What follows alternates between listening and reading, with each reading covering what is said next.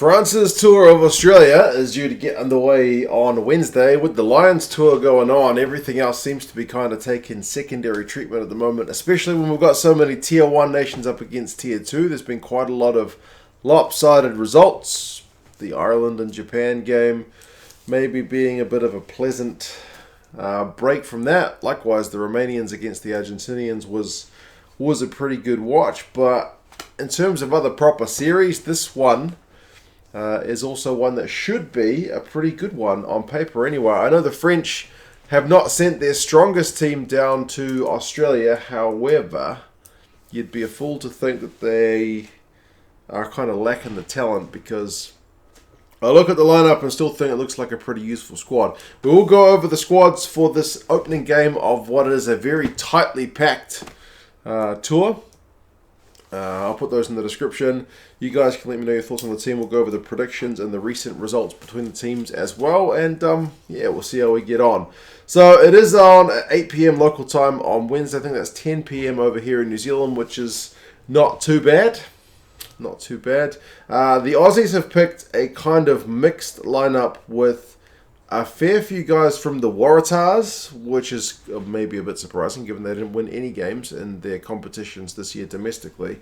A few guys who've come back from overseas, and some guys pretty young on caps, but a few veterans in there as well. You'll see what I mean when I say the front row is Slipper, Paenga-Amosa and Alaalatoa. So you got 100 cap Slipper at loose head, 50 odd cap, 40 something Alaalatoa, and then single digits for Paenga-Amosa. Hooker is still a jersey since Stephen Moore has left. That's kind of been rotating between several different guys. Paenga-Amosa seems to be the current favourite, and then you got a debutant in Lonergan who will replace him at some point during the game.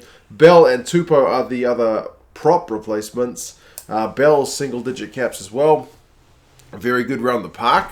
Maybe not the strongest scrummager in the squad, but that is an aspect of his game that he's getting better. Still a very young man. And Taniela Tupou, a lot of people would say he should be starting. I honestly think maybe he adds more value from the bench, because he can absolutely just run riot. He is another guy around the park who is very, very dynamic. So why not throw him at some tired legs? Because maybe Alaalatoa probably has a better all-round game than Tupou. Tupou is a bit of risk-reward. Gives away a few penalties. Scrummaging at times gets him into a bit of trouble. But you can't deny the things he does around the park are honestly phenomenal. The numbers he produces are virtually, at least amongst the Aussie guys, unheard of in terms of what props can do. So big ball carrying, block-busting guy. The locks are Matt Phillip and Lukhan Salakaia-Loto. Matt Phillip's one of the guys I mentioned coming back from overseas. He's done his stint in France, and he is straight back into the Wallabies side. So that's good news for him. And prior to his departure for France, he was having some pretty good form. Salakaia-Loto is another one of your experienced guys with 20-odd caps. Dynamic, as I've said many times before, for a lock. So I think they're a pretty good pairing, because Phillip's a bit of a hard man, whereas Salakaia-Loto is very more maybe a bit more mobile. But I mean, don't fret about Matt Phillips' ability to carry the ball, because he's very good at that department as well. Lucy's Valetini, Hooper and Wilson, pretty dynamic actually. Speaking of dynamic, Valetini had his proper kind of block-busting season that we've been waiting for him to do. He's another big ball carrier who is really throwing his body into things. Hooper is back from Japan. He'll be the tackle machine, and he is captain. And then Harry Wilson, with only 6 caps, he averages the kind of run meters that you would expect to see from most, I don't know, midfielders, maybe outside backs at times. I think he averaged like 60, 70, or was it 80 run meters a game for the Reds in the Super Rugby competition. So, yeah, watch out for Harry Wilson. Gordon and Lolesio is an inexperienced 9-10 combo. You've got Gordon with 5 caps, albeit he was in good form for a losing TARS side, and Lolesio with just the 2 caps. He does seem to have a pretty high ceiling if they really can kind of develop him for the future. Remember, though, Aussies have got a lot of guys out injured. James O'Connor is unavailable. Matt Tupou is at 12 alongside Hunter Paisami at 13. Tupou at 12 is a bit of a Interesting one. He does float between 10 and 12. His defense will be certainly tested when you look at the lineup the French have chosen, but that's kind of good. Takes a bit of the pressure off Lolesio as that second distributor, and Paisami has been kind of a hard-hitting 12 or 13 throughout Super Rugby, so we expect to see more of that. Koroibete is one of the more dynamic wingers in Aussie Rugby, even if he is heading overseas. Always gets over the advantage line. Tom Wright, only 3 caps, but also very quick and's got a good read on the game, and Tom Banks at 15. He's probably been the premier fullback. So it's mostly, albeit a bit inexperienced, a pretty good building squad for the Aussies. Like, a lot of these guys are in their kind of early 20s, single-digit caps. If you consistently pick some of these guys for the next couple of years, by 2023 you could have a genuine threat on your hands. Other replacements are Swain and Naisarani to cover the forwards. Swain will get his debut as the lock cover. And it's interesting with Naisarani because he's generally pretty much an 8. He's not like a utility. I mean, I guess he could slot in somewhere else, but if he comes in at 8, Valetini can switch between 6 and 8 as well. So I don't know how they're gonna do it, but there you go. McDermott, Ikitau, and Kellaway are your back replacements. So 2 debutants, and Ikitau the midfielder, and Kellaway kind of the utility back, with McDermott having 2 caps as the scrum half. McDermott's another one who I think is a good choice as a replacement because he's a guy who likes to snipe and run the ball. So against tired legs, he's probably your perfect guy. Now, the French squad is one I know a lot less about than the Aussie squad because I watch the Super Rugby guys kind of week in, week out. But of the guys that Gaultier had to choose from and that he chose for this tour, he's picked one of the more experienced sets, if you can believe that, from what he had to choose from, because he picks a lot of guys uncapped for the squad. So he's starting mostly guys who've played international rugby before. So Gros, Barlow, and Bamba. It's only Barlow, the hooker, who is uncapped, and I don't think any of his hookers are capped. So it was always going to be an uncapped guy there. But Bamba and Gros have been there before, and they should put up a pretty good fight up against the Aussie front row, maybe even look to get on top.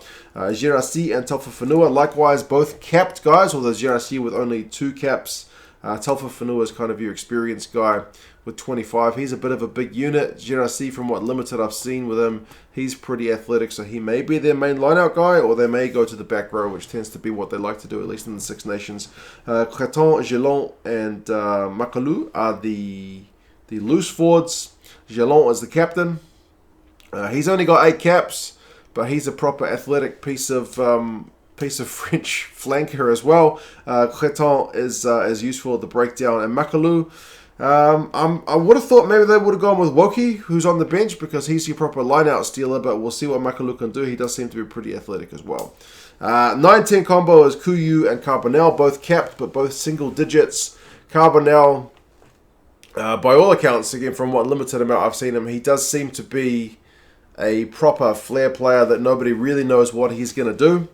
He's got incredible goal-kicking numbers as well, though. That's going to be one area the Aussies will have to be careful, because if they give away silly penalties, there's a pretty high chance that Carbonell will slot them over. I was talking about the midfield. You got Danty at 12, and he's a big unit. He's like 100-plus kilos, and he's running at Matsamua.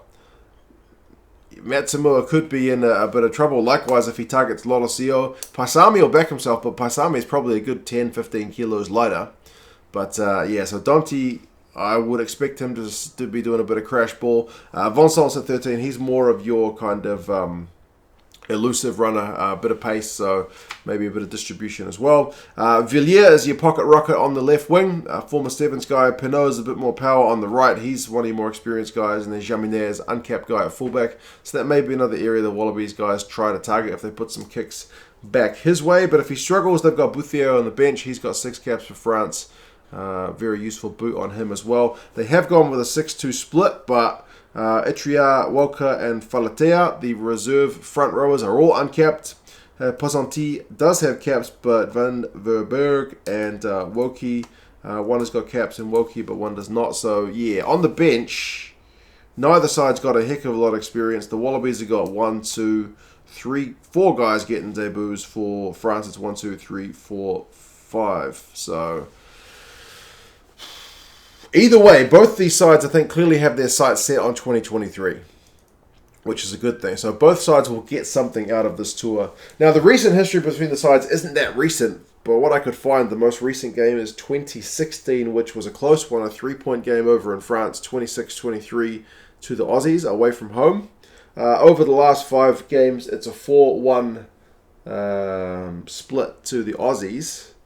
But as I said, none of those results are that recent, with the most recent being 2016. So it's kind of hard to read too much into that. Both these sides have totally turned things around since that time.